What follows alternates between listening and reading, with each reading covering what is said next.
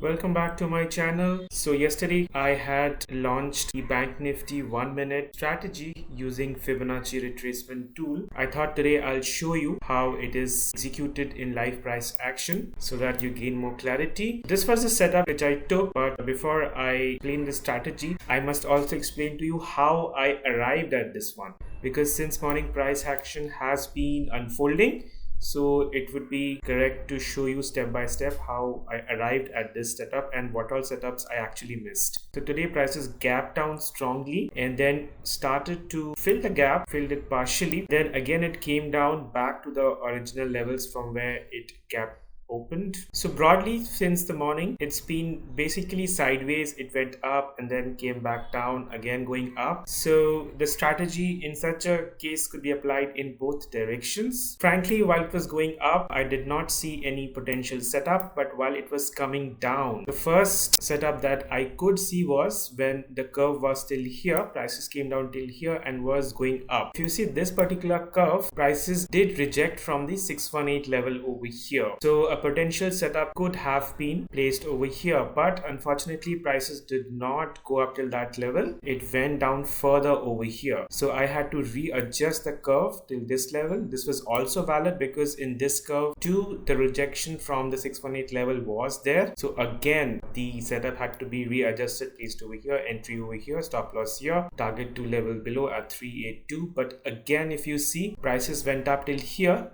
did not give the entry, and then it went down further. So now as prices breached this low over here, the low end of our curve, we had to readjust it. It was over here that I had readjusted when prices again started to reverse from here. This was also a valid curve because if you look on the left, there was a rejection from the 618 level. So therefore, there was a setup here as well, a short side setup, and I patiently waited for the entry over here with the pending sell order over here. But again, prices did not arrive over there. Then it went down further.